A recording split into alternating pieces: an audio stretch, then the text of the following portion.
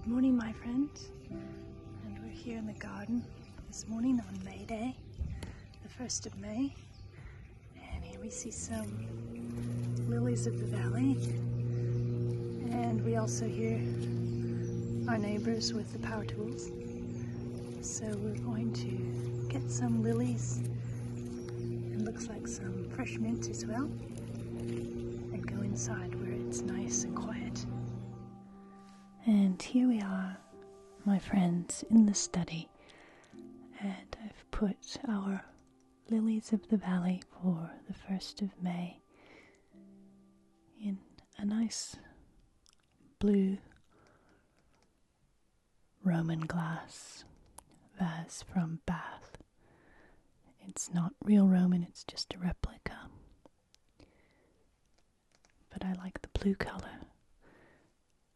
It's perfect size for our little May Day lilies. Little white bells ringing in the 1st of May. The beginning of the calendar summer and the meeting of spring and summer. So I'll put those there, and we're going to do a little bit of Latin today.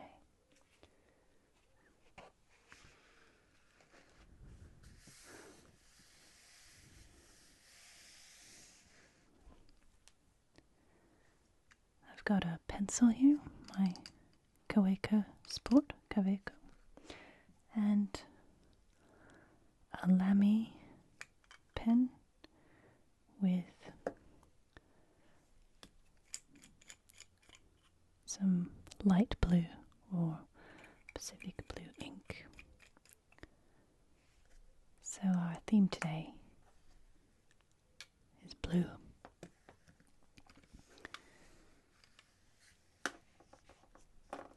Latin has some interesting ways to express impersonal things, such as someone did it, or you might have believed something, something happened to be something, it is permitted, something where there's not a real or tangible agent or subject of the verb. Some verbs in Latin that express feelings or sentiments or impressions are used impersonally. For example, me miseret, captivorum. Here we have a first person accusative. Me. That becomes our subject, I, because it's the person doing the feeling. Miseret is third person, which is important because that is something that's making me feel a certain way. Miserere is pity or sorry, to be sorry for something. And our object here is in the genitive. So that forms our accusative genitive construction of a feeling. It's an impersonal verb.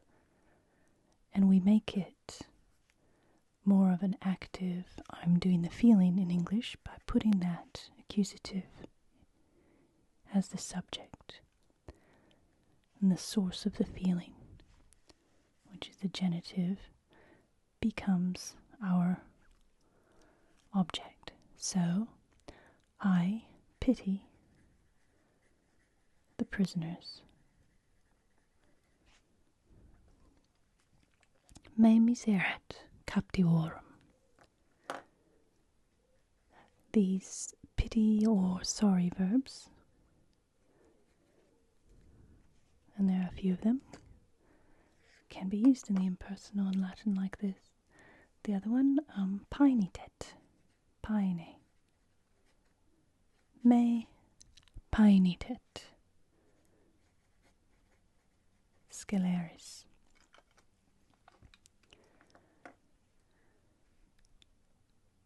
paine is another sorry for or regret.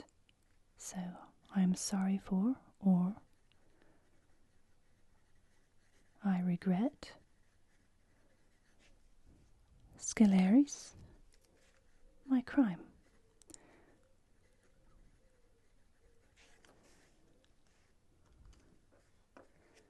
We have no indicator there before or after sceleris, so we can usually interpolate it as my crime, because there's nothing saying his crime or that crime. Another one expressing a feeling, me piget. Me piget laboris. So our accusative, the person doing the feeling, I, and of the work, laboris. Piget, I'm bored by. I am bored by work. Could be my work or just any work. Another way to render this in English is to turn it around again. Work is irksome to me. Here we've put the genitive laboris in as the subject. And we've got a substantive or an adjective there. It is irksome. And a kind of a dative, to me, indirect object. Me piget laboris. Another feeling. Me pudet. Me pudet verborum. To be ashamed. I am ashamed of my words. Here, of my words, because in English ashamed of requires that preposition, it even looks like the genitive of the words, of my words. So it holds together a little bit better. Pudet, me pudet verborum. One more, me tidet. Me tidet vitae.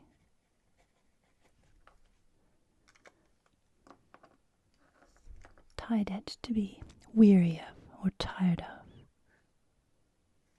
I, me, am tired of life.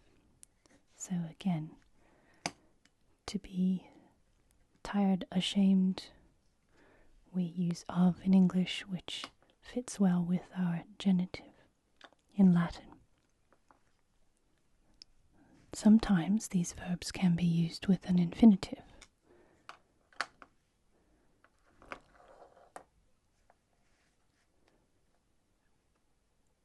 Such as tidet, we can say me hoc tide dere.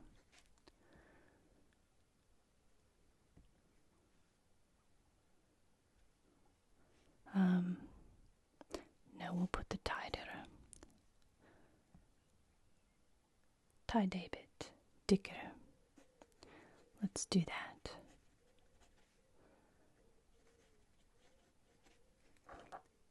So I'm tired of saying this. So there's our dicker.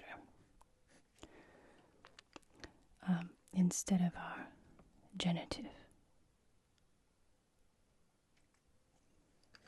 Or let's do a pudet.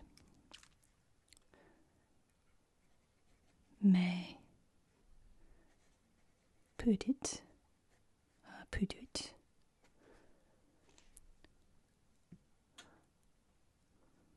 Or put it it in eum. How about eum? So he. Viduit.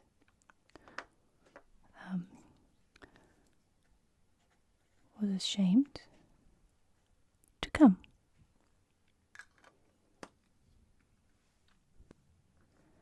So a little bit sloppy there, but the idea is I will be tired of saying this. There's our object, and coming or to come. So we can translate these as infinitives in English or a gerund, because we're of saying this.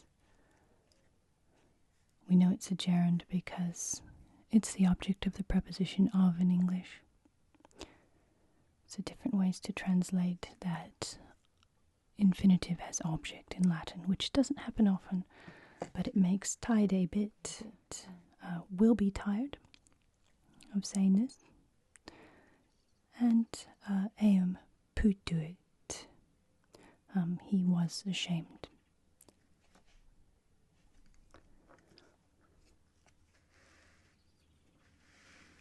There we can hear some spring birds.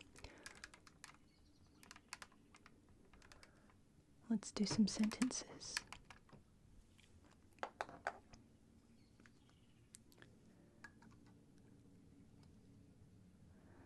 How about English to Latin? Let's try. I think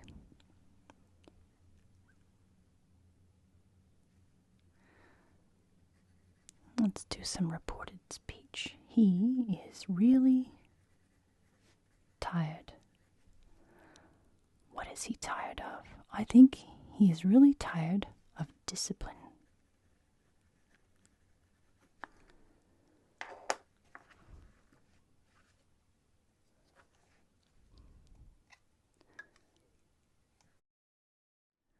So what we have is I think.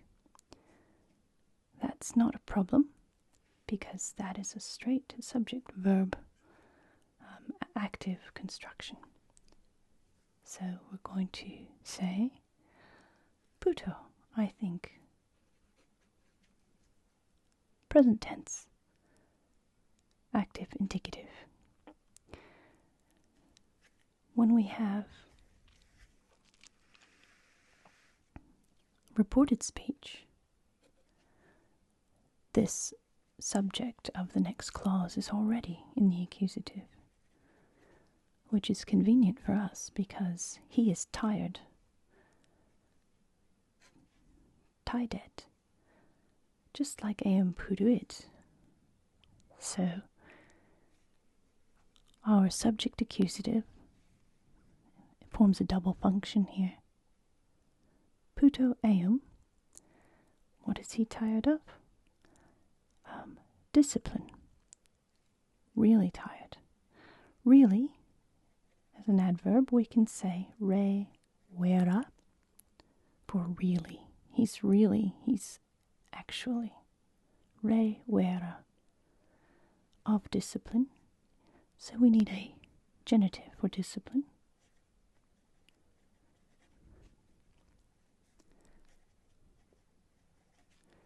Disciplinai and eum tider. We have our infinitive. Why? Because we have reported speech. I think him to be tired of discipline, or really tired of discipline. So there's our reported speech infinitive, functioning the same way as our impersonal. Just to make it tricky.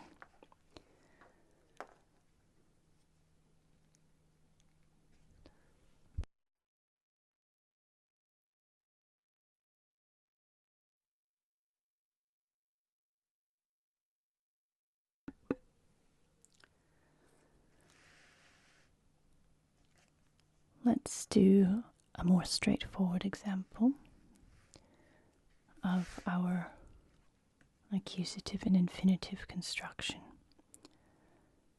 So, how about ignaviae? I'm really messing up there. There we are. Ignaviae eios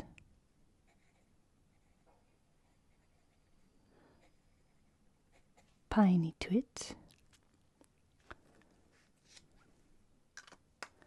Very concise. And here we have our third person impersonal verb. That will be our subject and our genitive. So the word order doesn't matter as long as we can identify the cases.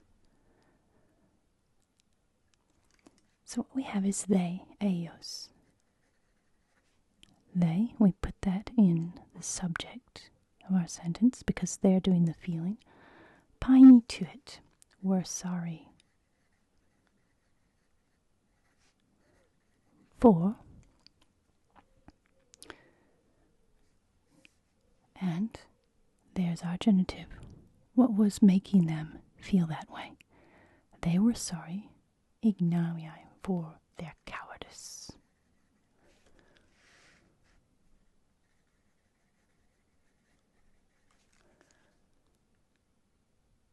That's a nice little impersonal construction. Here we have several verbs talking about feelings and impressions, used impersonally in Latin with an accusative genitive construction.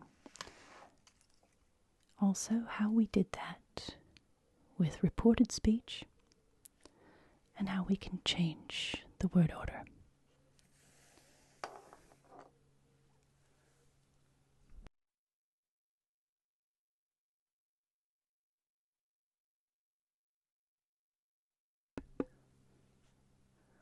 Let's do one more, just for good measure. I've got some machine noise happening and paper tearing. So I just had to close some windows. I've also got a little bit of a hum from outside, but I think we'll clear it up. So I had to redo this one because there was too much noise. So let's go again. The consul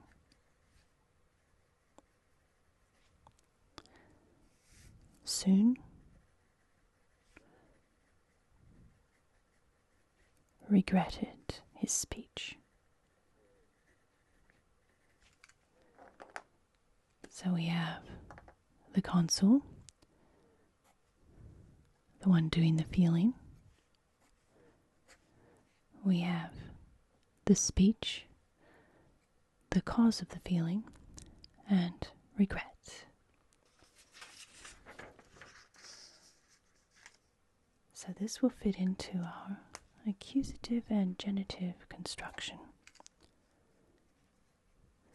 Regret will be going into the third person for our impersonal expression. The speech in the genitive, the thing causing the feeling or impression, consul in the accusative, and soon is our adverbial of time.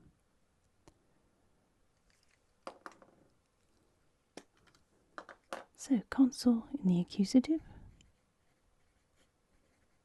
consulem, that's an M, consulem, soon brevi, the speech in the genitive, orationis, and it was regretted. Paenituit. We've got so much noise happening. There's banging going on now. It's a very noisy place, which is why the study is moving soon. So here we have consulem brevi orationis paenituit. He soon regretted his speech.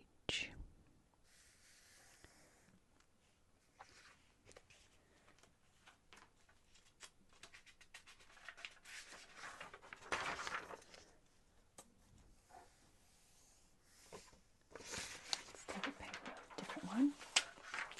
There we are. So at the beginning of May, I'd like to thank our study patrons in a very special way today.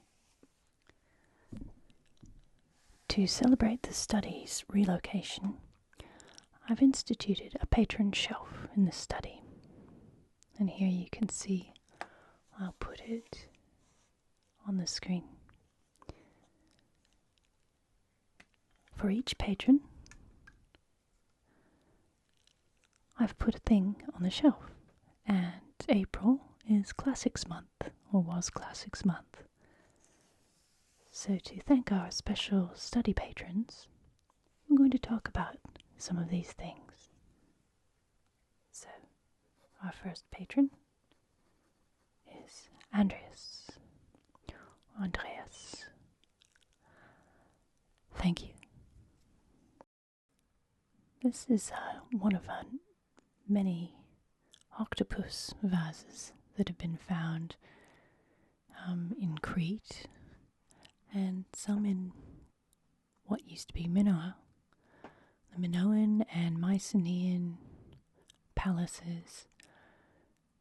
These symbolic or ritual purposes of octopuses can only be speculated, but this octopus motif, which originated around 1500 BC, became part of the Minoan marine style period that developed around 1400 BC. The decorated pottery, and it's credited or it is given credit to the Cretans, the Minoans.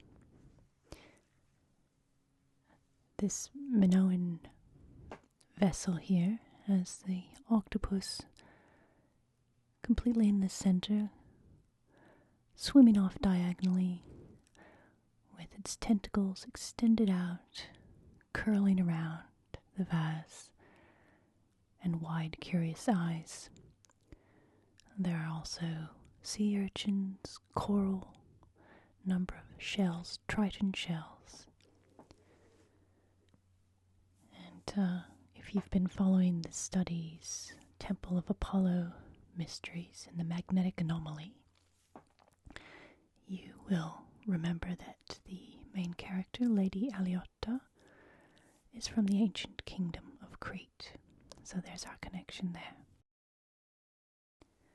Next, Ben. Thank you. This is a bust of Athena, the Greek goddess, sometimes called Pallas Athena, associated with wisdom, warfare, and also handicraft and weaving. Later, she became the Roman goddess Minerva. She has her origin as an Aegean palace goddess, and was the patron and protectress of the city of Athens, where she most likely received her name, Athena. The Parthenon on the Athenian Acropolis is dedicated to her.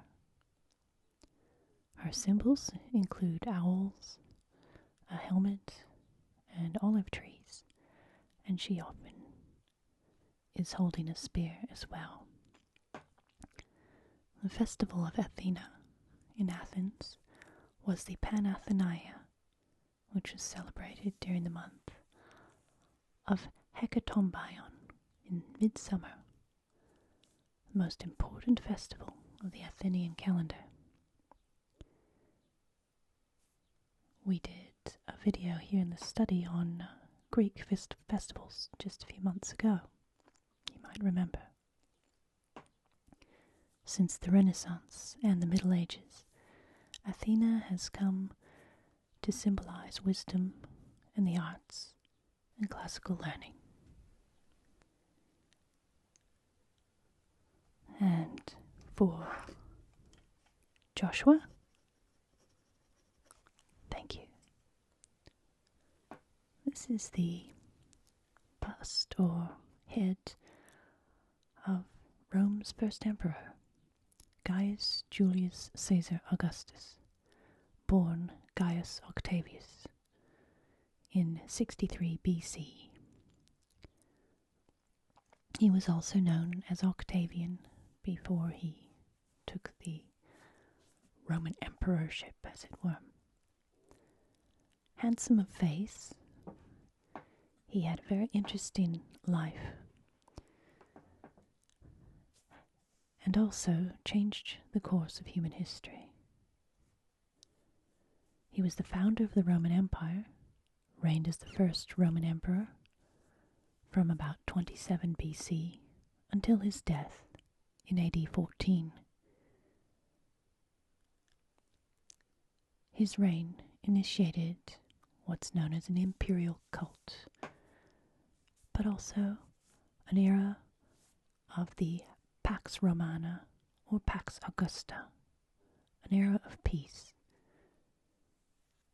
which meant that the Roman world was free of armed conflict within its borders. It had endured a few centuries of civil unrest and civil wars. As a republic, and it's interesting to see how he changed the government. Octavian was born into an equestrian branch of the plebeian gens Octavia, so an upper-class Roman citizen. His maternal great-uncle was Julius Caesar, and he was assassinated in 44 BC. It was upon his assassination that Octavian, named in Caesar's will as his adopted son and heir, inherited Caesar's name, as well as his estate and the loyalty of Julius Caesar's legions.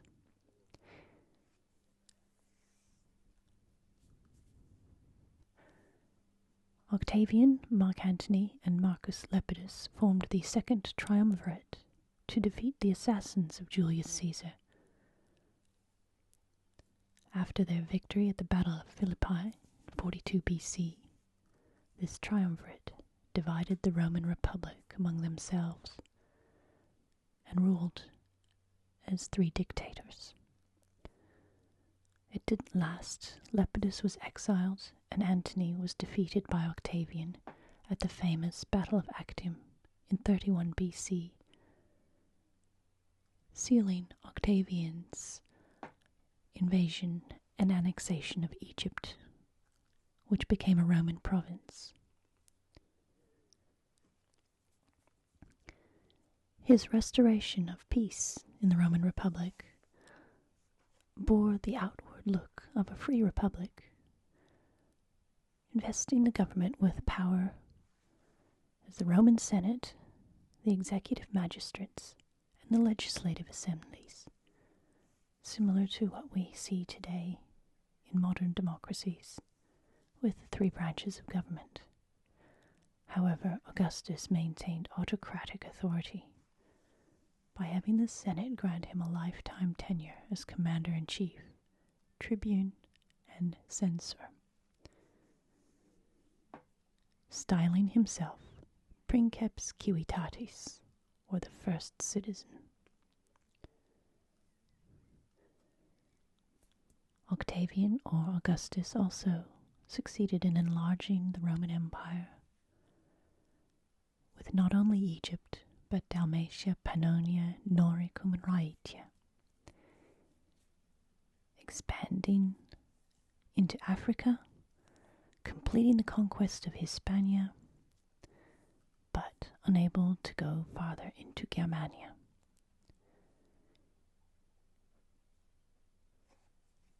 He secured with diplomacy, several client states in the east, made peace with the Parthian Empire, and also reformed Roman taxation. He developed road networks, as well as an official courier system.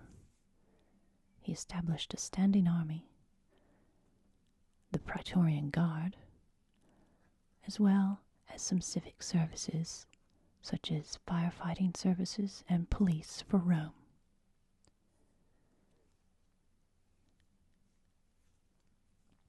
In addition to rebuilding the city, it was famously said that he inherited a wooden city and left a stone city in its place.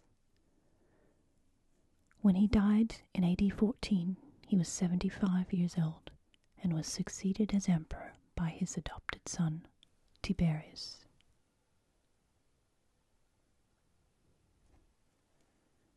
And for Pirate Carrie, thank you. This is a piece of a mosaic depicting the Battle of Issus. It's known as the Alexander Mosaic, and it was found on the floor in a Roman house in Pompeii called the House of the Faun. It's dated between 120 and 100 BC and shows a combination of different artistic traditions, Hellenistic and Roman. You can see a replica in Pompeii itself and the original in the National Archaeological Museum in Naples. It is believed to be a copy of a late 4th or early 3rd century BC Greek painting. It represents this battle in which Alexander of Macedonia charges the Persian king Darius III, commander-in-chief of the Persian army. Alexander defeated Darius at the Battle of Issus, and again 2 years later at the Battle of Gaugamela. The battle scene in this mosaic comprises over 50 men and stands out among ancient works of art because of the large group of soldiers that are depicted, each with meticulous attention to detail, capturing expressions on the warriors' faces, and for its use of bright colors. Alexander is seen center left rather, without a helmet, facing right in profile, poised with his lance in his right arm. He wears a linen breastplate with the head of Medusa, another traditional emblem of Athena, and he rides his famous horse, Bucephalus. Some of the detail is quite striking. Darius, opposite, is reaching out to a dying soldier, and several interesting things surrounding him include Darius's charioteer, who is trying to turn the horses around and flee the battle scene. One can see the fear and anxiety in Darius's face, and his brother Oxyathres is also portrayed as sacrificing himself to save his brother, the king, directly in front of the chariot, holding the reins to Darius's horse. This horse is backwards facing, and so we see its bum and its hindquarters with a raised tail. Another interesting element in this mosaic is the foreshortening that's used. Mass and volume of diagonal spears, and the crowd evoking the din of battle. It's made out of about 1.5 million tiny tiles called tesserae, arranged in curves, known as opus vermiculatum, or worm, a work of worms, because the lines, the curves, worm their way around. These tesserae are about 2 millimeters wide, and it's estimated that over 4 million pieces were used in this mosaic in its completion.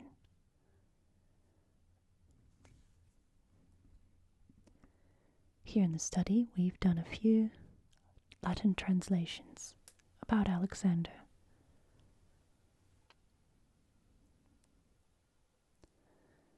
And next is Romulus. Thank you. Here's a tiny little god, a Lar. These Lares, or guardian deities, formed a ubiquitous part of Roman religions or religious practice, though their origin remains uncertain. They might have been hero ancestors, guardians of hearth and home, guardians of the fields, of borders and boundaries, of fruitfulness, or all of these things that the everyday people believed in. Lares were said to observe, protect, and influenced everything that happened within the boundaries of their location. Shrines would be set up to them in homes or in prominent places on a country villa, for example, or on traveling roads. These little domestic Lares were placed at the table during family meals to bless all that were there and to preside over family events. Sometimes they can be called household gods, or protectors of things such as roadways, seaways, agriculture, livestock, and even grander towns and cities, state and military, all under the protection of Allah. Some of them protected local neighborhoods and had shrines in the city. We can see several examples in Pompeii itself. And Theorem, thank you.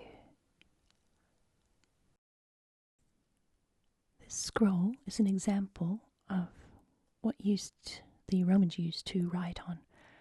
The Greeks used a prolific amount of scrolls, as did the Romans for a while, written latitudinally and placed on podiums with roll holders either side, so you'd roll pages across, similar to microfilm. Sometimes the Romans would use a vertical form called a rotulus. Eventually, the Romans developed the codex because the scrolls became too cumbersome to use.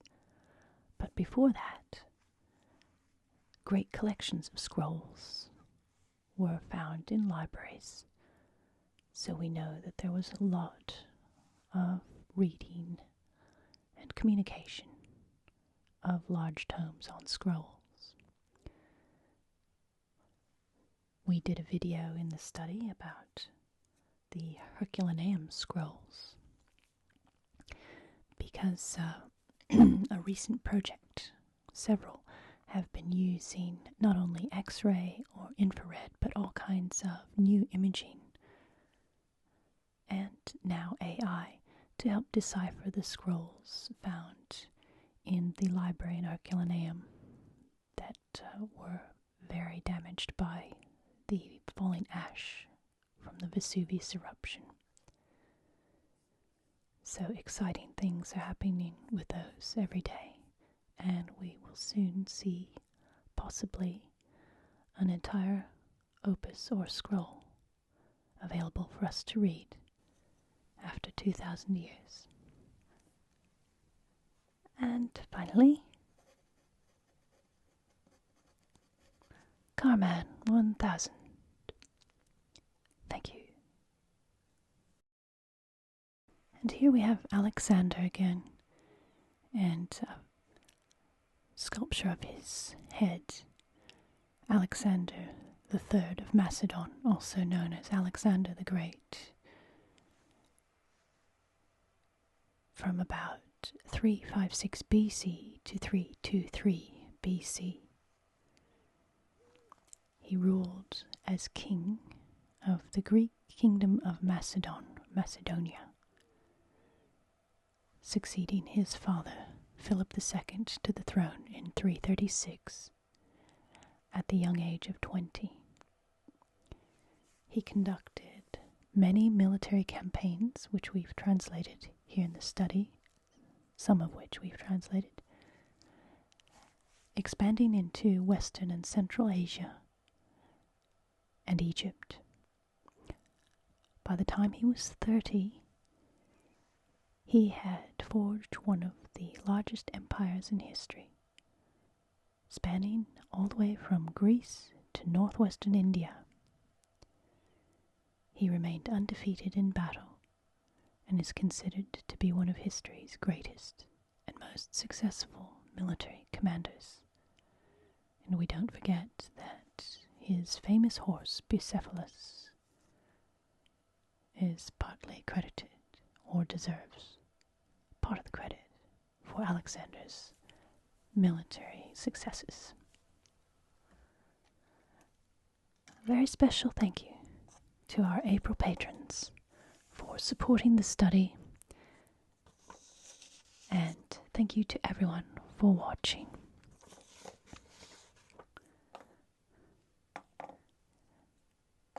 Have a beautiful May Day. May this day and this month bring you peace and happiness and joy in the life around you. I'll see you again soon in the study. Until then, be good to yourself, be kind to others, and be extraordinary.